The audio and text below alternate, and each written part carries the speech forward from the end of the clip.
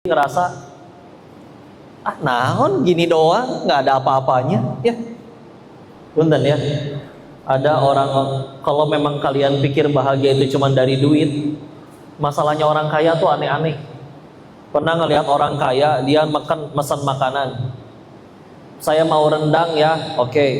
Rendangnya datang, ngambek dia, saya pengennya rendang restoran itu, kenapa yang datang restoran yang lain? Saya tidak sudi memakannya. Ya Allah Pak, di saat orang lain belum tentu makan daging setahun sekali, ini daging rendang depan mata Pak, tinggal kunyah, ngambek. Ya, bagi dia masalah, ya bagi orang umumnya juga. Kadang mah kita nggak peduli ya. Yang penting adanya apa? Nasi kotak, mangga. Yang penting ada sambalnya, udah selesai, beres. Makannya standar 1, kaki naik, ajibnya. Cuman pakai asin kadang. Ya. Tapi dia ingat, ya Allah, jarak saya ke ikan asin ini cuman 1 meter. Jarak ikan peda ini lagi berenang dulu di laut, mungkin dia lagi menuju pernikahannya, ditewak sama nelayan. Entah berapa kilometer itu nyampe ke piring saya. Ya Allah, nikmat sekali. Mateng lagi nyampe teh. Coba hirup, repot ya. Jadi gimana? Mau nyikapinnya gimana? Mau dibawa ngambek terus? Mangga, silakan. Tapi ntar kita yang capek sendiri. Emang enak marah-marah tiap hari? Pernah baca artikel, orang kalau marah, cemberut, itu ternyata menggerakkan 13 otot wajah. Berapa? 13. Kalau senyum, tertawa, itu menggunakan 6-7 otot wajah. Jadi kerasa lebih capek memang kalau cemberut. Kieu seharian. Pegel nggak? Pegel. Orang jadi malas ketemu. Padahal mau nraktir dia teh, ulang tahun ikutnya ke ulang tahun, kitanya lagi gini. Enggak, sanggup, males lah. Jangan diajak dia. Nutup rezeki jadinya. Ya. Pegel, muka aja pegel. Ya. Orang malas ketemu. Wajah tadinya tampan, cantik, marah, kesel, jadi jorek, jadi jelek. Ucapan jadi gak terkendali. Berapa banyak hubungan rusak cuman gara-gara emosi sesaat, ya. Tapi kan salah dia duluan. Iya, tak ada tanggung jawabnya dia di hadapan Allah. Jadi jangan alergi sama masalah ya. Bahkan kadang kalau kita mikir cara sukses yang paling gampang, ternyata sesederhana caranya adalah cari masalah. Ulangi. Ada yang kuliah? Kalau kuliah S1 sebelum lulus kita mesti bikin yang namanya skripsi. Skripsi disuruh ngapain? Cari masalah tuh. Cari masalah yang bakal kamu jadiin judul. Kalau masalahnya aja ketemu, berarti nggak punya judul. Gimana bisa lulus? Jangan alergi sama masalah. Yuk. Tinggal kita mau nyikapinnya gimana? Ibunya Nabi Ismail alaihissalam, ibunda Siti Hajar, kalau pengen dibawa ngeluh mah, ya, alasannya banyak. Suami macam apa itu, ditinggalin di padang gurun, nggak ada apa-apa. Oh iya, makasih Zat. Alhamdulillah. Syukran Zat. Kepalang ya nanggung. Berdiri apa duduk? Suruh berdiri. Ya. Iya, kalau pengen ngambek mah, terus akhirnya ngambeknya diturunin ke anaknya. Nah, lihat tuh bapak kamu, mana kamu lahir aja dia nggak ada. Terus kita yang ditinggalin di sini, dia mah entah kemana, coba tahu. Kalau mau suuzon, mikirnya macam-macam. Tapi itulah ya. Beliau yakin suaminya orang baik dan emang baik betulan, dan memilih untuk tidak mau mewariskan luka.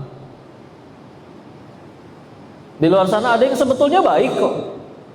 Cuman karena tidak cukup baik menurut standar dia, contoh nafkahin udah, Cuman memang ternyata, ya mohon maaf kan gak semuanya jadi konglomerat. Jungkir balik udah. Masalahnya ternyata si nyonyanya ini, saya tuh pengennya sebulan 200 juta. Masa kamu cuma 190 juta? Berarti kamu belum baik, misalkan. Ya kan?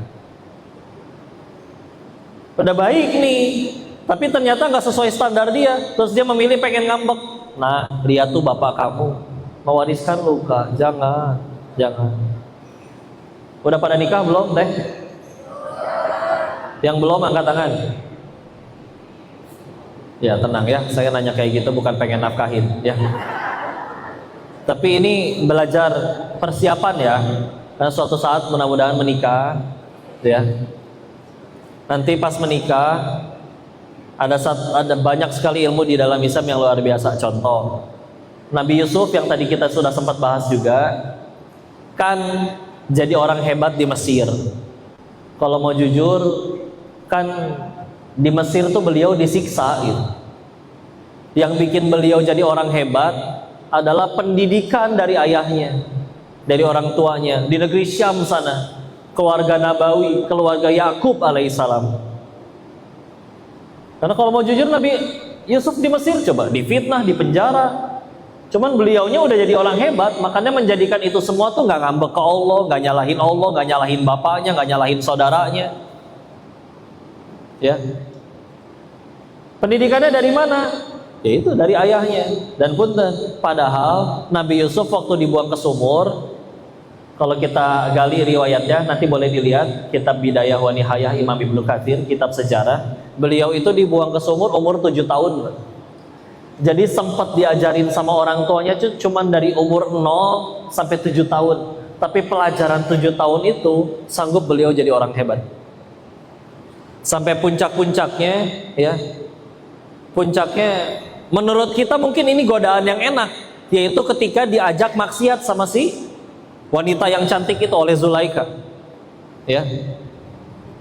Dan di ayat 24-nya surat 12 Allah berfirman walaqad hammat bihi wa hamma biha, bahwa ternyata menurut Zulaikha-nya ganteng banget ini orang, menurut Nabi Yusuf juga ini emang cantik gitu.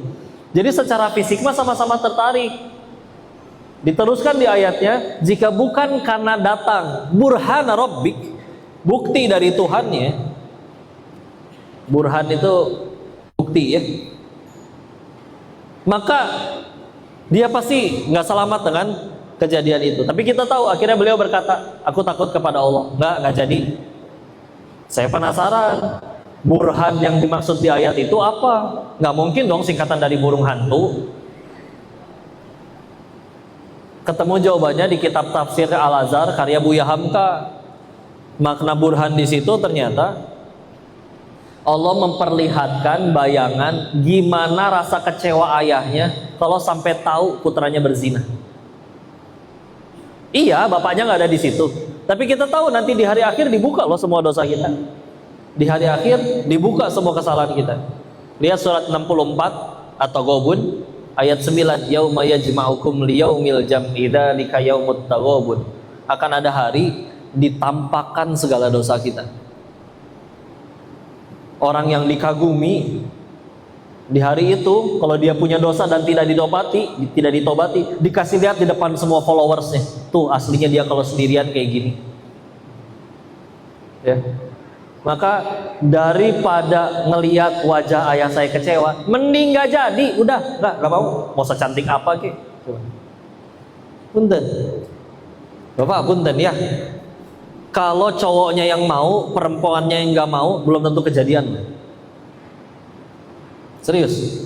Pernah ada perempuan diculik, Pak. Dia sadar dia nggak bisa lawan. Ini keker nih laki-lakinya. Akhirnya dia bilang, ya udah, saya nggak akan berontak lagi. Saya mau izin ke toilet dandan biar kamu suka. Nah gitu dong, jangan ngelawan.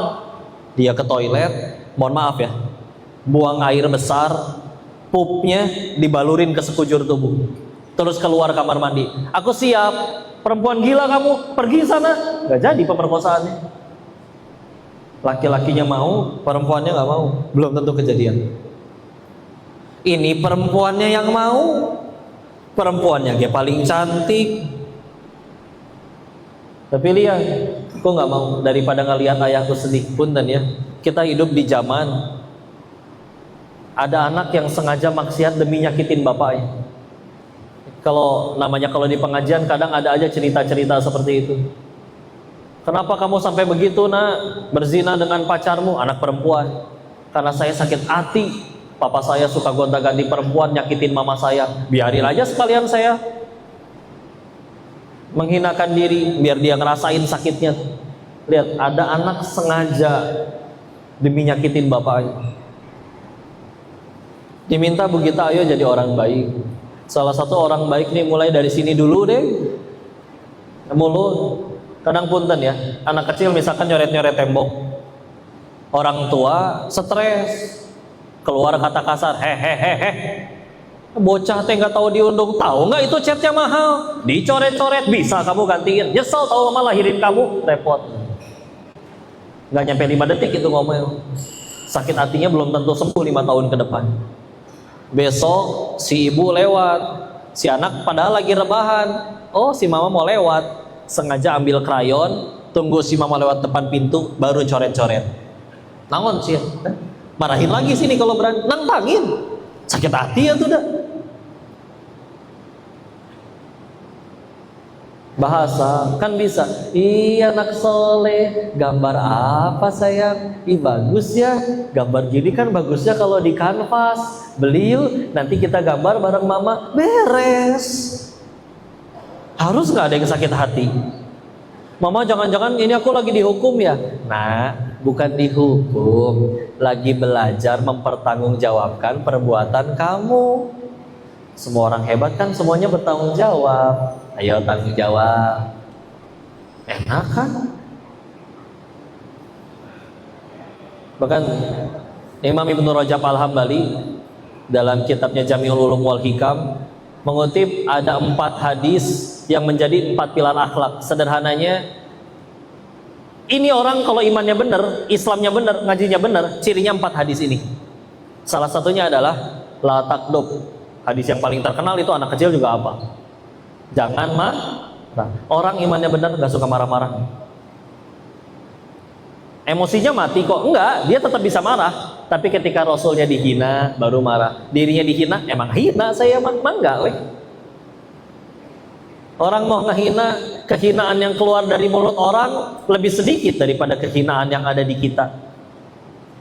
Orang ngehina paling satu hal, Dennis banyak omong. Tuh, cuman satu yang dibuka, saya banyak omong. Padahal saya nggak cuman banyak omong, banyak utang, banyak cicilan, banyak ketombe, gak kelihatan aja karena nggak pakai warna hitam. Ya, ditutup sama Allah. Dibuka satu ngamuk, lebay. Diwe hirupna. Ya, jadi lihat bagaimana berhasilnya Nabi Yakub nanemin cinta itu, kasih sayang. Hidup di zaman orang serius bisa benci. Rumah tangga kadang naudzubillah, kadang juga sama bahasa. Sekarang mana yang udah nikah angkat tangan? Oh ada ya istilah ya. Saya harus kutip pendapat ini ya, pendapat beliau. Dr. Zaidul Akbar tahu? Dengerin kajian beliau cerita waktu itu. Saya lagi di bandara, didatengin ibu-ibu. Ternyata satu pesawat, jadi we ngobrol. Ceritalah, dok, suami saya sakit ginjal. Ya udah dijawab, makan ini, minum ini, jangan makan ini, jangan minum ini. Pola hidupnya seperti ini. Dijawab lagi, udah semua dok, tapi masih sakit ginjal. Akhirnya dokter Zaidulnya bilang kayak gini, ya udah, kalau udah semua secara medis, Bu saya izin tanya boleh Bu, tapi Ibu jangan tersinggung ya. Siap. Nanya apa memang dok? Dijawabnya kayak gini, Ibu, bagaimana sikap Ibu terhadap suami Ibu? Nangis si ibunya. Iya dong, kadang saya suka kurang ngehargain. Udah habis saya kesel, tetangga saya tuh dapat uang jajannya lebih gede, padahal dia cuma dandan doang, aku mah capek di rumah, jadi kesel, bandingin jadinya, bandingin, gak ngehargain. Akhirnya beliau bilang, Bu, perasaan diinjak-injak oleh orang yang seharusnya paling taat kepada suaminya, itu bisa kena ginjal. Harus ngutip pendapat dulu karena beliau yang dokter, dan saya mah bukan dokter, baru tahu itu juga. Contoh ya. Ibu nanti punya suami ini teh nih, punya sakit gula, dia juga udah nahan seharian, ya. Tapi begitu nyampe rumah, di dapur ada Thai tea boba brown sugar, ya. Tinggal seperempat bekas anaknya. Udah celingak-celinguk, gak ada yang ngeliat nih. Ambil seruput, kepergok sama istrinya. Bahasa, hati-hati. Kadang kalau yang terjadi malah kayak gini. Minum apa itu barusan? Hah? Kamu tuh tahu gak sih, kamu tuh punya gula. Nanti kalau sakit siapa yang repot? Mama juga kan. Seneng bukan nyiksa aku. Udah gak suka tinggal sama aku, ceraiin aja aku, Pak. Tuh, gitu. Perkara minum boba, ya Allah, dikitukan gitu. Terus harusnya gimana tuh kok? Contoh, silakan mau dipraktekin atau enggak. Contoh, suami ketahuan nih minum, datengin. Ih, sayang acu, minum apa itu ganteng? Oh, meniraos. Inget gak? Kan kamu punya gula. Nanti kalau diminum, nanti kamu atit. Kalau atit, nanti mama cedi. Geleng gak? Pak, tanya lebih seneng ditegur cara pertama yang diinjak-injak atau cara kedua? Aduh. Saya nggak meragukan cinta ibu ke suami. Itu bahasa, atuh. Ya. Suatu saat nanti kalian jadi bos pun negor juga karyawan. Ya, hati-hati ya. Apalagi kalau yang diambil, dihina, dipanggil punten ya. Nah, apalagi jangan sampai ke fisik ya. Saya nggak fisik kok, tapi kadang nanya, bro, berat berapa kintal sekarang? Fisik itu namanya, ya. Karena udah nggak mungkin orang nyampe kintalan, jarang ya. Ngelek kita kadang. Ya.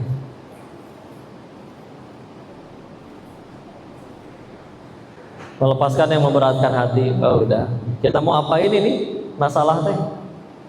Mau kita jadiin jalan kita tambah hebat, tambah bangkit, ya. Atau gimana? Saya punya bayi kembar, Ibrahim sama Muhammad. Yang Ibrahim agak lebih sering bapil, batuk pilek dari waktu bayi.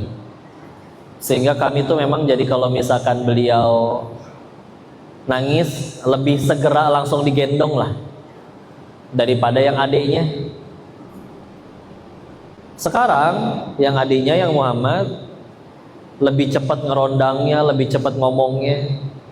Setelah ketemu sama dokter tumbuh kembang anak, ditanya mana yang lebih sering langsung diangkat setiap kali nangis. Yang kakaknya yang lebih, karena dia ngomongnya belum sebanyak adiknya dan belum bisa ngerondang. Adiknya udah lincah, udah ligat, udah kayak Spiderman itu ngerayap kemana-mana. Ya.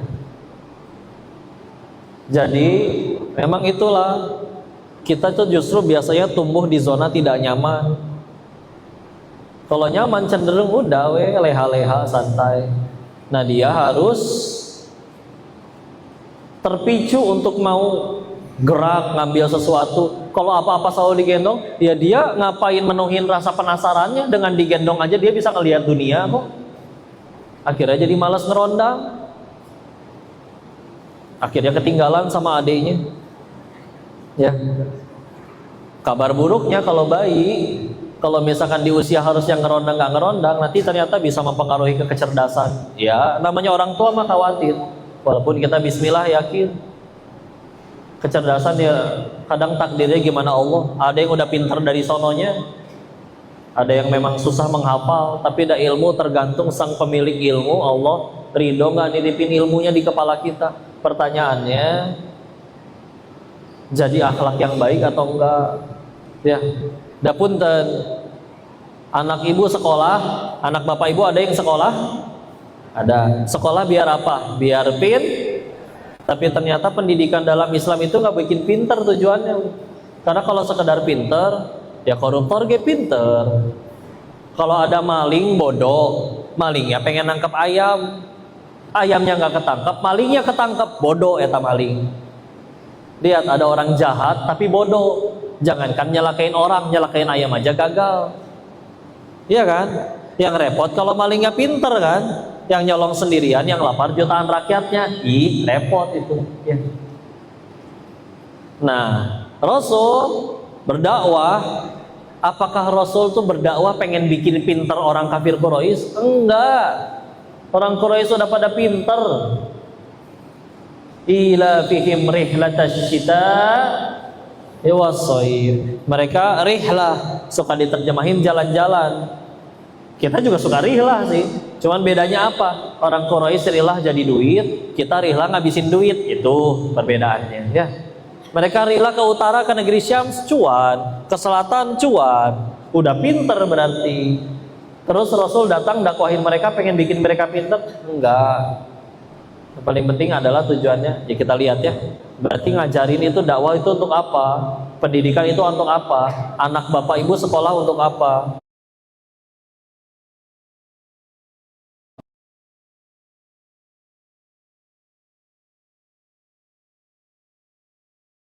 Di Ali Imran sekali ayat 164, sama di Al-Jumu'ah surat ke-62 ayat kedua. Huwallazi ba'atsa fil ummiyina rasulan minhum yatlu 'alaihim ayatihi wa yuzakkihim. Dialah Allah yang menurunkan rasul dari kaum kalian sendiri untuk membacakan ayat-ayatnya dan untuk menyucikan jiwa. Siapa yang paling beruntung yang kerja di haji? Apakah yang paling banyak duitnya? Atau yang paling tinggi jabatannya? Enggak, sederhana. Tapi yang semenjak kerja di sini tambah dekat sama Allah. Oh, kan bukannya paling beruntung yang paling banyak uangnya, uang ujian. Dan udah digarisin, udah dititipin. Iya, memang sesuai effort. Tapi effortnya itu, usahanya itu jadi pahala atau enggak, itu lebih penting. Dan kapan baru lulus ujian duit? Kalau duitnya setelah tambah banyak, tambah dekat sama Allah. Kalau duitnya tambah banyak maksiatnya juga, gagal berarti. Musibah. Sederhana kayak begitu. Siapa yang paling beruntung yang kerja di sini? Yang semenjak kerja di sini tambah dekat sama Allah. Ya. Karena kalau syarat ke surga harus yang paling banyak duitnya, bisa jadi bos kita juga kalah. Tapi koruptor yang beruntung, ya. Kan banyakkan duitnya koruptor. Pada punten ya. Secapek-capek kalian kerja di haji, kalian gak akan lebih kaya dari koruptor. Serius, mau kaya mah jadi koruptor aja. Jangan kerja di sini. Tapi mereka hancur nanti di hadapan Allah. Tenang aja. Kita mah nyarinya, ya sudah, Allah ridho. Kalau syarat supaya anak soleh harus dengan paling banyak duit, maka anak koruptor harusnya jadi anak yang paling soleh. Enggak tuh. Ada yang tetap narkoba juga, sampai mati overdosis. Ada yang LGBT juga. Terus itu yang di desa-desa guru ngaji ngajar alif batasa, sebulan gajinya cuma berapa ratus ribu. Kok bisa ngidupin anaknya 4 buat sekolah? Ternyata anak-anaknya 4-4-nya ngapalin Quran semua, jadi beasiswa semua. Gampang bagi Allah.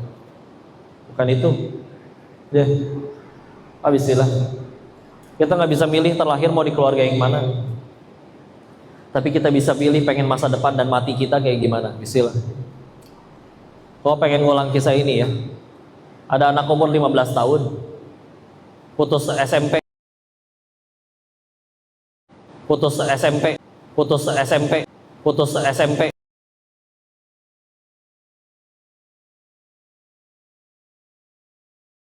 dikasih boleh makan kalau lagi kerja, silakan.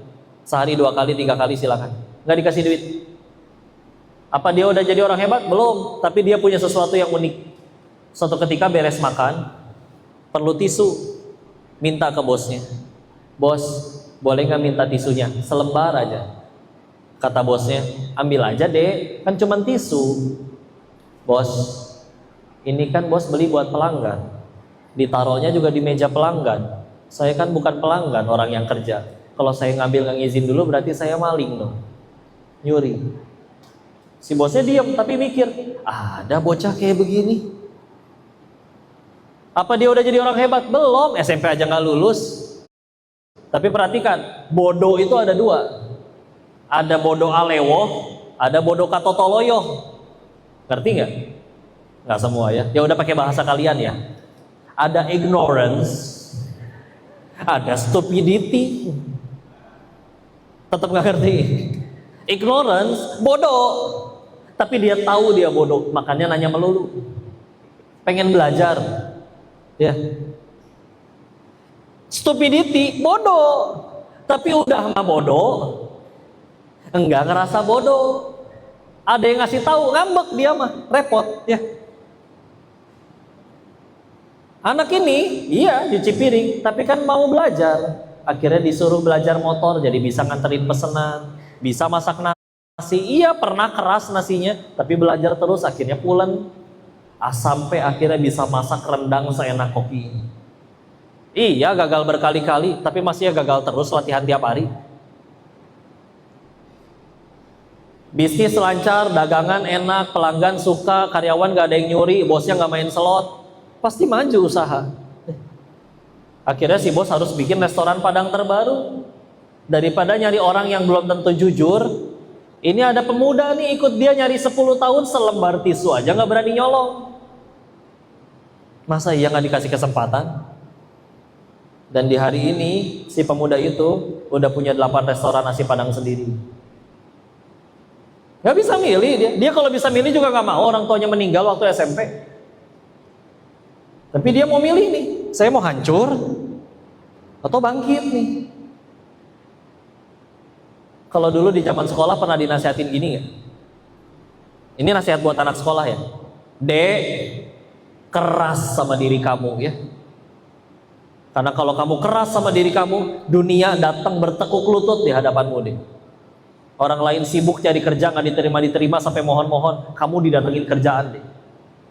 Karena kamu keras sama diri kamu. Kamu punya sesuatu yang orang lain nggak punya. Tapi kalau kamu lembek sama diri kamu, yang lain juga nggak sholat, yang lain juga nggak belajar, nggak sekolah, nggak ngapalin, bapak saya kayak ini. Nanti dunia yang datang dengan keras ngehantam kamu. Dengan pahitnya pengangguran, pahitnya diremehin waktu reunian. Serius. Iya, Allah udah nentuin takdir. Tapi kan Allah juga yang berkata, innallaha la yughayyiru ma biqaumin hatta yughayyiru ma bi anfusihim. Allah nggak rubah nasib suatu kaum sebelum dia pengen ngerubah dirinya sendiri. Tapi kan tetap Allah yang nentuin kok. Iya. Ya berarti terus buat apa kita capek-capek ikhtiar kalau semuanya Allah yang nentuin? Buat apa saya rajin kerja kalau yang nentuin akhir bulan gajian atau enggak Allah? Buat apa dokter ke UGD yang nentuin pasien sembuh dok Allah kok bukan dokter? Mendingan bobo dok di rumah, ngapain tengah malam ke UGD? Bodoh dokter mah. Pasiennya nyebelin. Buat apa kita tetap capek-capek ikhtiar meskipun semuanya Allah yang nentuin? Sederhana jawabannya, agar jadi amal soleh. Kita mah bukan di tempat tinggal, kita mah di tempat meninggal. Sambil nunggu meninggal, kita lagi ngumpulin bekal, namanya amal soleh. Karena nanti akan ada hari di mana dinar dirham duit tuh nggak laku lagi. Yang laku apa? Amal soleh. Orang nanti dijahatin kita, nuntut di hadapan Allah. Nggak bisa bayar pakai duit, bayarnya pakai apa? Pahala kita ditransfer ke dia, pahala kita habis, dosa dia diangkut sama kita. Bekalnya amal soleh. Iya kok, saya udah capek-capek kerja ternyata, misalkan, kok saya tidak digaji? Bismillah, yang rugi, yang gak ngegaji. Kitanya nggak jadi dapat gaji, dapat apa? Dapat amal soleh, Bismillah. Atau mau ditukar? Contoh, biar gampang ngerti ya. Tuker. Seumur hidup, semua kepengen kalian jadi nyata. Semuanya. Tapi, nggak ada satupun ucapan, tindakan, perbuatan yang jadi pahala, jadi amal soleh. Berarti meninggal bawa apa? Emang laku? Iya dapat duitnya, iya dapat jabatannya. Tapi emang gituan laku di hadapan Allah? Enggak. Di luar sana ternyata ada orang yang lebih sering dihina, diremehin, doanya lebih sering gak dikabul daripada dikabul. Tapi orang ini tiap ketemu orang, berucap, bertindak, berbuat, semuanya jadi pahala, jadi amal soleh. Meninggal, bisa jadi dia tuh yang paling banyak bekalnya. Adil kan Allah? Karena siapa yang paling beruntung yang kerja di sini? Yang paling dekat sama Allah. Amal soleh. Ya, amal soleh. Ada tukang kaos kaki, ditanya, berapaan Pak? 10.000 deh. Modalnya berapa Pak? 8.000 deh. Ya Allah Pak, hari gini ngambil cuan cuma 2.000. Pak, mau kaya mah jangan dagang kaos kaki, mendingan jadi koruptor. Si bapaknya jawab, enggak, dagangan saya sukses kan bukan ketika saya kaya, tapi ketika kaos kaki saya dipakai oleh saudari saya sesama muslimah untuk nyempurnain untuk auratnya. Berhasil berarti tujuan saya dagang. Gitu. Silakan. Pengen tanya dulu beberapa penyakit. Contoh, ada yang pacaran nggak di sini? Susah ngakunya. Pertanyaannya kok ganti. Nggak harus di sini sih, yang punya pacar dimanapun ya. Yang pacaran, cung. Oke. Nggak semuanya angkat tangan. Pertanyaannya diganti. Yang kalian tahu kiri atau kanannya punya pacar, bisikin astagfirullah di telinganya. Oke, udah ketahuan ya.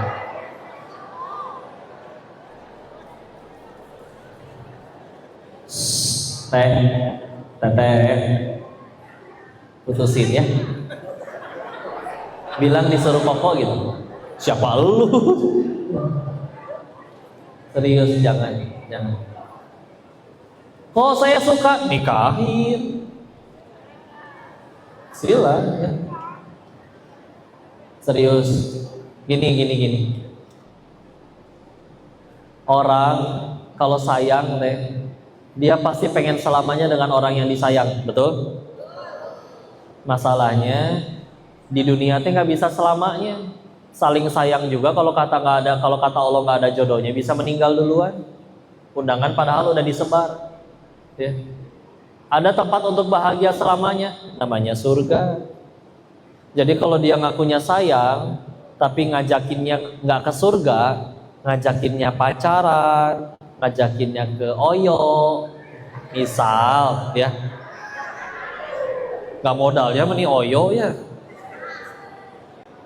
Atau pacaran duduk standar 2 di pinggir kolong jembatan, nggak modal asli ya.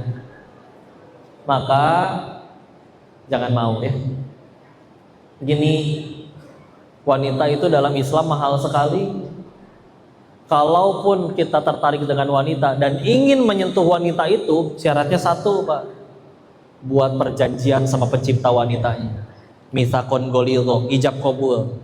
Dan dengan ijab kabul kalian jadi punya kewajiban nafkahin, pakaian, tempat tinggal dan yang lain-lain. Kalau misalkan tidak dengan cara itu, nggak boleh. Jangankan menyentuhnya, menatapnya lama-lama aja sebetulnya kita nggak berhak, ya, nggak berhak. Beli gorengan sama beli berlian, bungkusnya bagusan mana? Gorengan apa berlian? Berlian. Gorengan mah bungkusnya dari kertas ulangan umum, tahun kapan tahu? Ya. Berlian mah, aduh megangnya pakai sarung tangan, kotaknya bagus. Kalian lebih berharga dari berlian. Makanya kalau ada yang pengen nyentuh kalian, harus dengan cara tadi doang. Jadi jangan mau. Punya Instagram nggak? Punya. Misalkan suatu saat kalian di DM oleh Song Joong Ki. Misal, Pak, gitulah cara nyenengin wanita, Pak. Tinggal dikasih khayalan mereka udah bahagia. Misal, ya. Oke. Misal, ya. Maka kalau misalkan kalian di DM, apa jawabannya dengan tegas? Halalkan atau tinggalkan hal. Pertanyaannya satu, kapan kalian di DM gitu? Tapi kita nggak pacaran kok.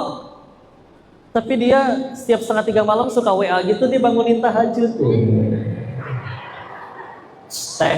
Pertanyaannya satu aja. Kalian yakin cuman kalian doang yang di WA? Elah, lalaki mah tebar piau, brother. Kemana wae? Gimana suara bebek? Suara kucing? Suara kambing? Suara buaya? Assalamualaikum.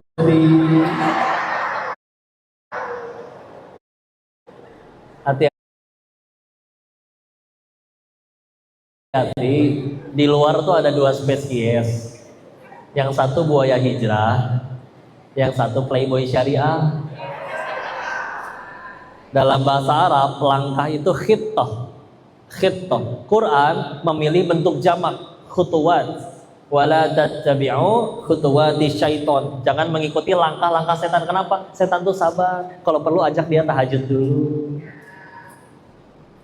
Tapi ya Allah juga bilang, inna kaida syaitoni kana do'ifa. Sesungguhnya tipu daya setan itu lemah. An-Nisa ayat 76. Kapan jadi kuat? Kalau diladenin. Makanya jangan diladenin. Udah tahajud belum? Iya nih bang, aku juga lagi ruku. Ih asik, ya bisa begitu ya. Itu collab live TikTok kumaha? Tahajud nih. Jangan diladenin. Tahu kan semua jawaban orang yang akhirnya berhenti selingkuh terpaksa? Perasaan ini sudah terlalu dalam. Pan antum yang masukin dalam-dalam. Coba dari waktu assalamualaikum Ufti langsung diblok. Siapa dia? Belum jadi siapa-siapanya aku. Tapi diizinin ketemu, diizinin ngobrol. Atuh nyaman bro.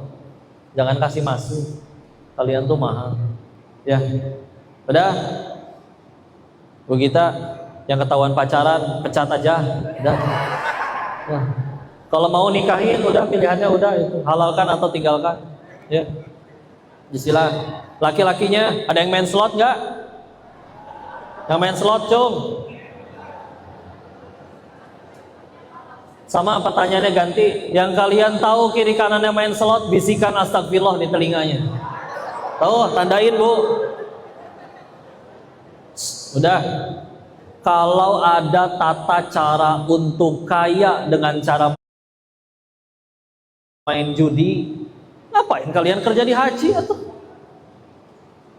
Kalau ada tata cara kaya untuk kaya sampai mati dengan cara main judi, nggak ada orang mau jadi bandar pak.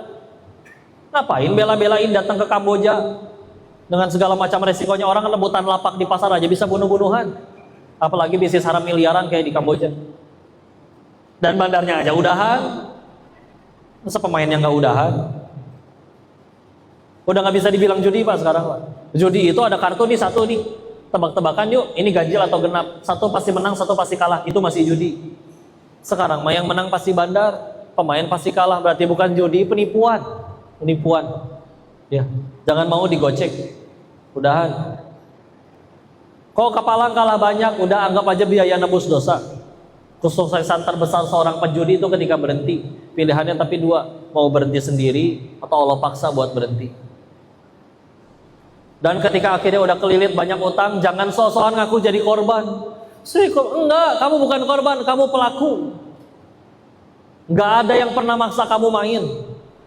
Kalau kamu menang, terus berhenti main pun, enggak pernah ada bandar ngirim tukang pukul buat nyekek anak kamu di rumah. Main mual sia, enggak ada. Dengan polos dan dengan sadar, deponya kemana? Depo. Berarti kamu tuh pelaku bukan korban. Tuh korban tuh anak di rumah. Ya. Dan amat sangat beruntung orang yang dibikin kalah duluan. Kalah itu pertolongan. Lumayan jadi berhenti. Coba seumur hidup menang judi terus. Kapan berhentinya? Dan semua ganjarannya nanti dibalasnya semua setelah mati. Lebih repot. Udahan. Lempeng, jujur, lurus. Gak mungkin gak Allah tolong. Lepasin yang ngeberatin hati. Udah tenang aja. Masalah tuh gak ada masalah. Yang paling jadi masalah tuh satu. Kita gak ditolong Allah. Perlu duit Allah tolong, ada duitnya. Pengen punya anak Allah tolong, hamil nanti. Pengen nyari jodoh Allah tolong, ketemu dengan yang soleh. Sederhana tapi rumusin. Jangan nunggu kaya dulu baru sedekah. Sedekah dulu nanti Allah jadikan kaya. Jangan tunggu ada imam yang soleh dulu baru jadi soleha. Soleha dulu nanti Allah kirimin yang soleh. Jangan khawatir, jodoh pasti ketemu. Paling cepat di dunia, paling lambat di surga. Pertanyaannya satu, teteh mati ke surga apa enggak? Udah, itu aja. Kalau syarat bahagia atau syarat ke surga adalah jodoh, apa kabar ada adik kita di Palestina kena ledakan, boro-boro mikirin jodoh. Tapi surga mereka lebih terjamin. Tenang aja, nurut sama Allah. Sekarang 1:4, perempuan lebih banyak. Menurut hadis sahih nanti akhir zaman 50 kelahiran, 50 wanita, 1 laki-laki. Bayangin 50:1. Kalau kuotanya dipakai semua 4 juga nggak cukup gitu. Ya. Bayangin, perempuannya 50, lelakinya 1. Udah sama 1, nggak suka cewek lagi. Repot. Ya. Udah, kabar baiknya ke surga 1 aja syarat, nurut sama Allah. Selamat bekerja di sini, bismillah. Sekali lagi yang paling beruntung dari kalian adalah yang semenjak kerja di sini tambah dekat sama Allah. Selamat mendulang pahala yang luar biasa ya. Terima kasih telah menyajikan makanan terbaik untuk kami pelanggan kalian, masya Allah. Barakallahu fikum. Assalamualaikum warahmatullahi wabarakatuh. Udahan kan? Alhamdulillah. Saya ucapkan kepada pembicara bersama Ustaz Dr. Rizky.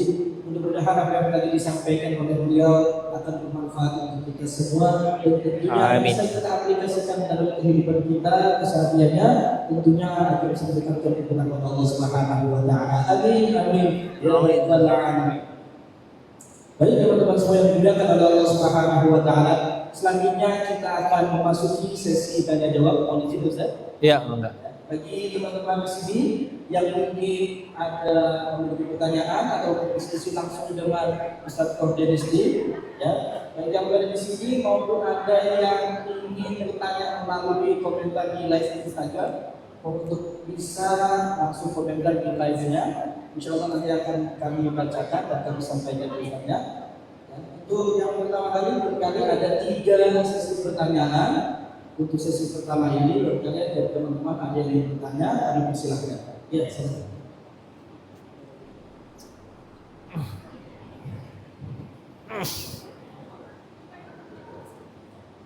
Ada mic-nya? Ada. Assalamualaikum warahmatullahi wabarakatuh. Waalaikumsalam warahmatullahi wabarakatuh. Bagaimana caranya kita bisa selalu ikhlas atas semua ketetapan yang Allah berikan? Ya. Jika berkaca pada hari ini kita mengikuti majelis ilmu, Ya. biasanya iman kita selalu penuh. Dan apabila kita sudah keluar dari majelis ilmu, biasanya iman kita menurun kembali. Oh gitu. Seperti Ya. itu, Ustaz. Syukran. Assalamualaikum. Waalaikumsalam warahmatullahi wabarakatuh. Kedengaran pertanyaannya? Gimana caranya kita selalu ikhlas? Kalau di pengajian enak imannya, kalau lagi nggak ngaji turun. Berarti caranya gimana? Ya ngaji terus ya. Jangan jualan hari ini. Enggak ya, bercanda ya Bu ya, maaf ya. Ya semuanya. Punten ya, saya sendiri ngerasain kayak begitu. Akhirnya gimana? Ya udah ngaji aja terus. Kalau kalian pengajian, udah abis ini udah ketemu lagi mungkin 2 minggu lagi. Saya mah abis ini gak ada pengajian lagi. Ya, jadi ngaji we terus gitu. Jadi punya rem. Apalagi waktu awal-awal pulang dari Thailand, siangnya ikut pengajian, masa malamnya diajakin maksiat sama teman-teman yang dulu lama, yang ngerasa baru siang yang ngaji, masa malamnya ngaco berasa munafik nggak mau. Jadi punya rem kan? Tetap pakai ya hijabnya. Karena misalkan nanti teman-teman tiba-tiba ngajak, yuk kita karaoke lumayan sambil minum. Aduh malu lagi pakai kerudung, nanti Islam yang dihina. Itulah kenapa malu disebut bagian dari iman. Jadi kita punya tameng gitu. Bismillah. Nggak apa-apa. Berarti nggak apa-apa kalau sholat gara-gara malu takut diledekin. Mending daripada nggak sholat. Ya. Cara pertama. 2, ikhlas itu juga bisa jadi pilihan. Kalau memang ternyata dengan tidak ikhlas masalah beres, silakan. Masalahnya kan kadang sesuatu jadi pertolongan, jadi kebaikan, jadi pahala kalau ikhlas. Nolongin orang, transfer sedekah ke orang, tapi nggak ikhlas, nggak jadi pahala, duit tetap hilang, nggak pahala nggak dapat, rugi nggak? Jadi pahalanya kapan? Pas ikhlas lillahi ta'ala. Atau cara ketiga, nanti Allah yang tolong biar ikhlas, dengan digempur lagi dengan masalah selanjutnya, sampai nanti akhirnya masalahnya mati rasa, baal. Saking sudah terbiasa. Dulu terasa sedih sekali kehilangan 50.000, tapi ternyata kehilangan 50.000 setiap hari, akhirnya mati rasa. Hari ini hilang berapa? 50.000. Berarti kayak biasa. Dulu pertama ngambek, sekarang biasa aja. Dulu zaman sekolah saya dihina, dipanggil, masih zaman gak sih sekarang? Dipanggil nama bapaknya kalau anak sekolah gitu kan dulu. Dipanggil pakai nama bapaknya kan? Jadi saya tadi dipanggil Ahok. Bapak saya Ahok soalnya. Bukan gubernur ya, beda lagi. Ya, qadarullah namanya sama. Ya. Dulu ngambek, sekarang sama aja. Kalau ketemu teman sekolah yang lama gitu. Karena di sekolah Katolik banyak yang namanya Denis ya. Jadi Denis mana? Denis Ahok. Malah nyebut saya. Dulu sakit hati, sekarang enggak. Baal. Atau cara yang terakhir, cara yang terbaik, ganti sudut pandangnya. Sudut pandangnya gimana? Ya Allah, ujian ini adalah jalan bagiku lebih mudah pulang ke surgamu ya Allah. Ya Allah, pasanganku ini adalah jalan bagiku lebih mudah pulang ke surgamu ya Allah. Karena contoh, kalau kita ngukur pasangan sekedar hak dan kewajiban, kita gampang ngambek. Ketika ngelihat perasaan istri lain lebih baik nih, gak kayak kamu. Padahal uangnya aku kasih lebih banyak loh daripada istri orang, tapi istri orang yang bisa nurut, kenapa kamu ngebantah terus? Ngambek terus. Hak dan kewajiban soalnya. Kalau kamu gak bisa ngasih yang aku pengen, masih banyak berondong yang mau sama aku. Kapan beresnya rumah tangga kayak begitu? Terus gimana? Sudut pandangnya ganti. Dia adalah jalan bagiku ke surgamu ya Allah. Kebaikannya muncul, aku syukuri, berarti dia ladang pahala. Kekurangannya muncul, membuatku tersakiti, berarti dia ladang penggugur dosa. Berarti selagi aku bersamamu, yang aku dapat cuma 2. 1 pahala, 2 penggugur dosa. Bukankah itu 2 tiket utama ke surganya Allah? Kalau selagi bersamamu aku ngambek melulu, mungkin akunya aja yang belum pengen ke surga. Meskipun dia naruh anduk sembarangan, naruh gunting teh nggak ditaruh di laci lagi, ngambil baju teh atasnya nggak diangkat dulu, jadi gue berantakan semua, gitu kan? Bismillah tuh, nggak apa-apa. Investasi itu. Dan kalau belum mikirnya kayak gitu, apapun yang terjadi dalam hidup kita ngambek, Pak. Kenapa para nabi pada ikhlas hidup kayak begitu? Pahala banyak, dosa maksum. Ujian kok ya berat banget. Tapi nggak ngeluh gitu, sederhana. Ya emang aku lakuinnya buat Allah. Aku dakwahin orang Taif nih, ternyata malah dilemparin batu. Ngambek nggak wahai Rasul? Enggak, udah kan ngelakuinnya bukan Allah. Dapat pahalanya kan bukan ketika mereka soleh, ketika Allah ridho. Sama ini kerja juga. Dapat pahalanya bukan ketika nanti pas cair gajian, itu mah bonus. Pahalanya setiap hari, setiap kali kita, ya Allah, aku mau keluar nyari nafkah buat anak dan istriku. Ikhlas, nggak ada niatan lain, cuma hanya untuk itu. Jadikan ini amal solehku ya Allah. Aku juga pengen di masjid terus baca Quran, tapi kan nggak mungkin, anak istriku harus kuberi makan. Dia amanah darimu ya Allah, aku pengen penuhi, maka mampukan aku ya Allah. Bismillah. Udah niatnya kayak begitu. Ya udah, nggak mungkin nggak jadi amal soleh, itu jadi pahala. Kalau udah mikir kayak gitu kan ringan, karena kita mengganti sudut pandang kita dengan sudut pandang di mana kita nggak pernah rugi. Kita selalu ngerasa ngambek karena merasa dirugikan. Nah, nggak ada yang bisa selalu nguntungin kecuali cuman Allah. Ya udah, jangan ngarep ke makhluk lagi, baru bisa legowo ikhlas. Karena kalau para nabi mikirnya nggak kayak begitu, ya mereka juga susah ikhlas. Pahala banyak, dosa nggak ada, tapi dijahatin terus. Belain apa tuh? Harta hilang, semua hilang, ada yang kehilangan anak bahkan kehilangan nyawa sendiri. Tapi sederhana, yang aku cari bukan itu, aku cari Allah. Dan Allah gak akan menyia-nyiakan. Tapi gara-gara ini saya mati, emang bakal mati. Ada masalah gak ada masalah tetap mati kok. Sakit gak sakit, tua dan muda tetap mati kok. Tapi mati itu justru kan gerbang kebahagiaan selanjutnya. Gimana caranya ke surga kalau gak mati dulu? Udah, kita mah orang yang lagi nunggu mati semua. Di sini penderitaan gak ada yang selamanya, kebahagiaan juga gak ada yang selamanya. Di sana kalau enak-enak banget, kalau gak enak banget. Tapi tergantung kita ngapain aja di hidup yang sekarang. Jadi bukan berarti nggak boleh bahagia di sini. Boleh, tapi di sini mah bahagianya terbatas. Ada tempat bahagia yang nggak terbatas, namanya surganya Allah. Sekarang kita lagi di audisi buat nyari tahu siapa yang paling pantas pulang ke tempat berbahagia tersebut. Maka selamat menikmati ladang pahalanya masing-masing. Wallahu a'lam bishawab. Terima kasih Ustaz untuk jawabannya. Mudah-mudahan dapat dipahami pertanyaan dari kita semua. Baik teman-teman semua yang dimuliakan oleh Allah Subhanahu wa taala, mohon izin untuk ada satu pertanyaan lagi barangkali teman-teman ada yang mau bertanya. Ini untuk pertanyaan satu buat ini termasuk pertanyaan barangkali yang bertanya. Oh ya silakan. Iya, sebelahan. Pertanyaannya sama nggak? Beda.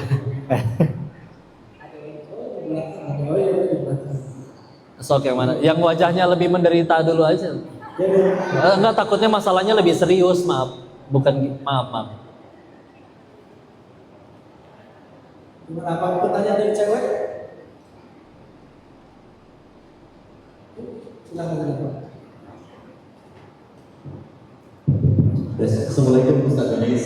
Waalaikumsalam warahmatullahi wabarakatuh. Izin bertanya Ustaz. Mangga. Terkait pertanyaan ini saya udah cari jawaban juga, cuman kayak jawaban ini belum pas aja. Oke. Pertanyaannya adalah Allah tidak berikan cobaan di luar batas membanyaknya. Iya. Lantas kenapa saudara-saudara kita ada yang ini nyata ya, ada yang depresi, frustasi, bahkan mengakhiri hidupnya. Ya. Bukankah itu adalah gambaran bahwa orang itu tidak mampu Ya. menerima cobaan tersebut? Ya. Mohon pencerahan. Terima kasih. Baik, istilah. Ya, pertanyaannya nggak mampu atau tidak memampukan diri gitu. Ya. Nggak mampu atau nggak mampuin diri. Pernah ada yang nanya juga kayak gini, kok haji kan undangan dari Allah, saya nggak berangkat haji, jangan-jangan memang Allah nggak undang saya loh. Ada loh orang yang bela-belain jual sawahnya demi daftar haji. Dia sanggup buat beli mobil, sanggup buat beli ganti mobil, tapi dia nggak daftar haji. Berarti kamu nggak mantesin diri untuk diundang, berarti kalau pengen jujur. Sekarang gini, kadang punten ya, kalau ada pertanyaan, kenapa bunuh diri itu jadi dosa? Karena menyakiti diri sendiri, nggak cuman itu. Tapi tadi Ustadz MC kita bacain juga kan, la in syakartum la azidanakum. Barang siapa bersyukur nanti Allah tambah. Terusannya hati-hati, ini dia. Wala in kafartum inna adabi lasyadid. Barang siapa kufur, pokok suka membahasakan kufur itu sok-sokan amnesia sama nikmatnya Allah yang segitu banyak. Maka kalau kufur apa? Azab Allah sangat pedih. Punten. Kok bukan ngeremehin masalah orang, memang beda-beda ya. Tapi ya tadi ada orang makan rendang, rendangnya datang, tapi bukan restoran yang dia mau, itu bisa ngambek. Menurut kalian, kalau kalian makan rendang terus rendangnya bukan restoran yang itu, masalah nggak? Enggak kan, bodoh amat. Yang penting daging. Sendal dimasak juga kita kira daging kali, ya. Loh, itu kan berarti ada yang sanggup. Begini, di zaman saya sekolah aja, kalau ada ujian ulangan umum, semuanya jeblok, semuanya nilai 0, berarti gurunya yang edan. Karena berarti nggak ada yang bisa. Entah dia yang soalnya kesulitan, atau gurunya nggak ngajarin. Tapi, kalau ternyata, punten mohon maaf, ada yang 0, beberapa, ada yang 3, ada yang 4, tapi juga ada beberapa yang dapat 10, nggak bisa dibilang gagal itu gurunya. Karena terbukti ada yang bisa. Apalagi kalau ketika dicek orangnya, iya ternyata iya juga, yang satu belajar, satu nggak belajar. Dan kita punya pilihan, pengen jadiin masalah ini jadi jalan tambah dekat ke Allah nggak? Cuman kan kalau mau jujur yang lari ke Allah bisa ke, ayo coba, punten, kita sendiri kapan sih tambah dekat sama Allahnya? Pas lagi nggak ada masalah atau banyak masalah? Tuh, kita sendiri ngaku, kita hamba yang kayak gitu. Kenapa para sahabat Nabi spesial? 10 sahabat yang dijamin surganya. Mereka udah dijamin surganya, besoknya ibadahnya tambah taat, sedekahnya tambah banyak, padahal ujian hidupnya berat. Ini yang lagi ngomong juga sama. Bisa jadi kalau tiba-tiba ada suara, Dennis, nanti kamu mati masuk surga. Kayaknya saya besok nggak mau sholat. Berarti Koko masih jadi manusia yang kayak gitu kan? Nah, Allah nggak pengen kita ngaco. Akhirnya ditolong dengan, meskipun menurut kita masalah, padahal nggak ada yang namanya takdir buruk. Adanya cuma satu, takdir yang nggak sesuai sama kepengen kita. Mana ada takdir buruk, Allah nggak bisa zolim kok. Terus kita kapan ngerasa takdir itu buruk? Bukan ketika Allah jahat kan, karena nggak pernah, tapi ketika nggak sesuai sama kepengen kita. Atau mau ditukar, ya udah deh seumur hidup sesuai kepengen dia. Jujur, bakal lebih menderita lagi, bakal lebih buruk lagi kualitas orangnya. Siapa yang manusia yang paling mulia akhlaknya? Nabi. Apa Nabi akhlaknya mulia gara-gara seumur hidup kepengennya dikabul? Nangis-nangis beliau pamannya masuk Islam? Enggak masuk.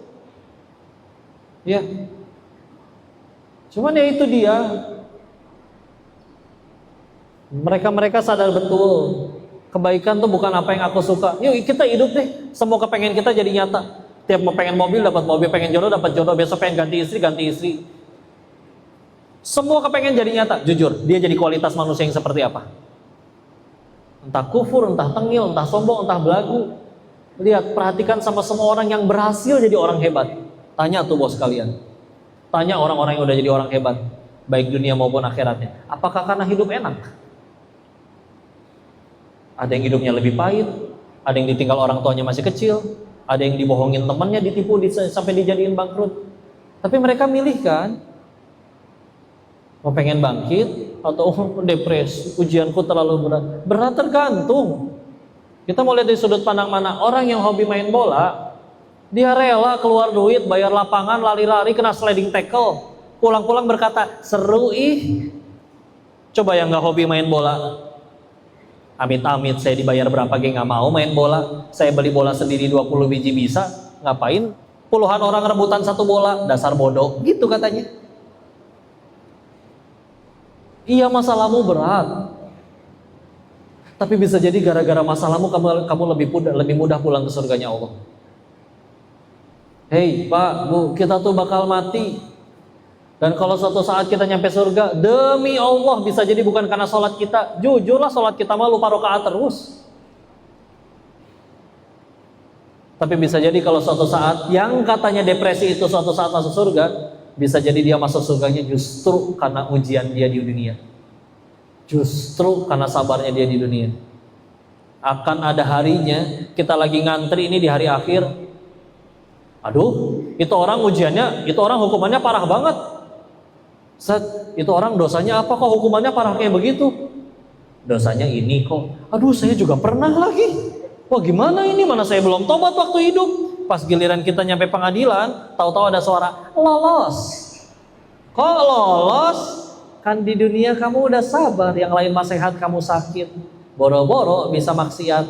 Yang ada tiap hari zikir sambil kesakitan, yang lain yang sehat mah maksiat. Alhamdulillah saya yang sakit. Kan kamu sabar menanti keturunan puluhan tahun. Kan kamu sabar ngadepin suami kamu main sholat wae. Kamu pikir itu semua sia-sia? Demi Allah akan ada harinya. Alhamdulillah ya Allah, saya yang difitnah. Bahagia tuh tergantung ini nih hati ini. Tergantung isinya apa. Ada orang yang punten ya,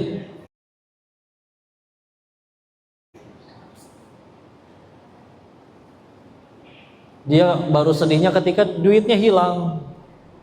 Ya berarti sederhana, di hatinya duit. Buktinya ketinggalan sholat gak pernah nangis, hilang duit baru nangis. Jadi ini pengen bahagia, ini isinya diganti gitu. Karena kalau isinya belum Allah, kamu punya apapun ngambek. Hei, lihat tuh koruptor. Udah kaya juga masih nyolong kok. Karena di hatinya bukan Allah, jadi selalu kurang. Tapi ada yang lebih pilih mati daripada yang ngambil yang haram. Ya jadi wajar kalau memang di hatinya bukan duit, di hatinya Allah. Oke, depresi. Iya, ujiannya dari Allah. Tapi gara-gara ujiannya dia pulang ke hadapan Allah bisa jadi nggak bawa dosa. Iya, berat. Tinggal kita mau milih apa nih? Kenapa akhirnya banyak yang nurut ke Allah, kebanyakan biasanya yang udah tua-tua. Di masjid terus. Kenapa? Kenyang. Sakit hati sama pasangan pernah, sakit hati sama teman pernah, sakit hati sama tabungan pernah. Dia udah nyari, siapa lagi dong yang nggak bisa nyakitin? Katanya ada tuh Allah. Akhirnya dia sujud, tetap nyesel setelah sujud. Kenapa saya nggak soleh dari dulu? Kalau muda-muda kan belum nyari Allah kadang. Pengen kaya dulu setelah kaya kok nggak bahagia. Pengen menjabat dulu setelah menjabat kok nggak bahagia. Pengen viral dulu setelah bikin sensasi kok nggak bahagia. Maka harus berapa kali sakit hati atau patah hati lagi baru kita sadar bahwa bahagia itu bukan pada apa yang aku suka, tapi pada apa yang Allah suka. Kita sih hidupnya ngejar yang kita suka terus. Ayo atuh. Masa salah Allahnya? Gak apa-apa, gak apa-apa. Dan berat juga tergantung sudut pandang, tergantung isi hatinya apa. Ya. Gitu aja. Wallahu a'lam bishawab. Mudah-mudahan bisa menjawab pertanyaan. Ya, alhamdulillah. Mudah-mudahan jawaban tadi akan menjawab daripada keresahan hati yang bertanya, aku juga menjadi pesan untuk kita semua. Dan jawaban tadi merupakan juga jawaban yang terakhir daripada pertanyaan di kajian 2 mingguan nasional ini. Ya, bukan tidak sayang, tidak cinta, tapi karena waktu yang membatasi kita. Mohon maaf, maka tidak ada pertanyaan yang selanjutnya. Baik teman-teman yang dimuliakan oleh Allah Subhanahu wa taala, sebelum kita mengakhiri majelis ini, mari sama-sama kita menundukkan hati kita dan memohon ampunan kepada Allah Subhanahu wa taala, dan penuh hormat kami mohon kepada Ustaz Qadir Sari untuk berkenan menutup pertemuan ini dengan doa. Kita tundukkan hati dan kepala kita sejenak ya, bermunajat ke sisi Allah. Silakan yang punya hajat masing-masing disuarakan dalam hati. Allah Maha mendengar. Ketahuilah doa itu tidak ada yang ditolak selagi doanya baik. Pilihannya cuma 3. 1 dikabul, 2 kalau nggak dikabul dijauhin dari musibah, harusnya ketipu nggak jadi, kepleset nggak jadi, atau yang ketiga diampuni dosa-dosanya. Ya. A'udzubillahi minasyaitonirrajim. Bismillahirrahmanirrahim. Allahumma shalli ala sayyidina wa habibina wa syafiina wa maulana Muhammad wasallim radhiyallahu tabaraka ta'ala an kulli sahabati rasulillahi ajma'in. Bismillahirrahmanirrahim. Hamdan syakirin, hamdan na'im, hamdan yuwafi ni'amah wa yukafi mazidah. Ya Rabbana lakal hamdu kama yanbaghi li jalali wajhikal karimi wa 'azimi sultanik. Allahumma shalli ala sayyidina Muhammad wa ala ali sayyidina Muhammad. Allahumma ighfir lil muslimina wal muslimat wal mu'minina wal mu'minat al ahya'i minhum wal amwat. Allahumma ighfir lana wa li walidina warhamhum kama rabbawna shighara. Ya muqallibal qulub tsabbit qulubana ala dinik. Allahumma a'inna ala dzikrika wa syukrika wa husni ibadatik. Ya Allah, berkahilah majelis ini ya Allah. Berkahi keluarga besar Haji Group ini ya Allah. Kau yang persatukan kami di majelis ini ya Allah. Kami mohon persatukan kami juga kelak sampai di surga-Mu ya Allah. Berkahi rezeki yang kami dapat dari bekerja di sini ya Allah. Mengalir kepada orang-orang yang kami sayang ya Allah. Bahagiakan mereka, ampuni dosa mereka, sanggupkan kami membahagiakan mereka ya Allah. Jaga orang tua kami, pasangan atau anak-anak. Kami nggak tahu sampai usia berapa bisa nemenin mereka ya Allah. Kami pun tidak mungkin 24 jam selalu bersama mereka ya Allah. Titip mereka ya Allah, jauhkan dari orang-orang yang berniat zalim, dekatkan dengan orang-orang yang berniat baik, dan izinkan kami kelak wafat dalam keadaan husnul khatimah. Ampuni dosa kami ya Allah, sengaja tidak sengaja, terang-terangan atau sembunyi-sembunyi. Jangan biarkan kami wafat sebelum taubat kami sudah Engkau terima ya Allah. Jangan biarkan kami wafat sebelum dosa-dosa kami sudah Engkau ampuni ya Allah. Anugerahkan kepada kami pasangan yang solih-solihah, keturunan yang solih-solihah, yang hafiz-hafidhah. Rabbi habli minas solihin, Rabbi habli min ladunka dzurriyyatan thayyibatan innaka sami'ud du'a. Rabbi la tadharni fardan wa anta khairul warithin. Rabbi ij'alni muqimas shalah wa min dzurriyyati rabbana wa taqabbal du'a. Allahumma inna nas'aluka ridhaka wal jannah wa na'udzubika min sakhatika wan nar. Allahumma inna nas'aluka husnul khatimah Wa na'udzubika min su'il khatimah. Selamatkan saudara-saudara kami di Palestina, ya Allah. Jadikan syahid dan husnul khatimah saudara-saudara kami yang harus wafat di sana. Bebaskan dari penjajah. Juga selamatkan negeri ini, ya Allah. Anugerahkan pemimpin, penguasa, pemangku jabatan yang takut kepadamu, yang bertakwa kepadamu, ya Allah. Makmurkan negeri ini, ya Allah. Jadikan baldatun thayyiban wa rabbun ghafur. Dan izinkan kami tidak hanya dikumpulkan di sini, ya Allah. Kumpulkan kami kelak juga di dalam surgamu beserta orang-orang yang kami sayang.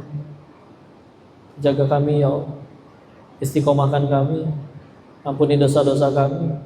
Sayangi kami. Ridhoi kami. Sampai kami pulang ke hadapanmu dalam keadaan diridhoi olehmu, ya Allah. Rabbana atina fid dunya hasanah wa fil akhirati hasanah wa qina adzaban nar. Subhana rabbika rabbil izzati amma yasifun. Wassalamun alal mursalin. Alhamdulillahi rabbil alamin. Makasih Bapak Ibu yang dirahmati Allah, mohon maaf lahir batin, Akang, Teteh. Kalau ada kesalahan murni dari Koko, tolong dimaafin, dan jika ada kebaikan semuanya hanya dari Allah dan kita bersyukur kepadanya. Kita kembalikan kepada Ustaz MC kita. Barakallahu fikum. Wabillahi taufiq wal hidayah. Assalamualaikum warahmatullahi wabarakatuh. Waalaikumsalam warahmatullahi wabarakatuh. Tuan, Ustaz.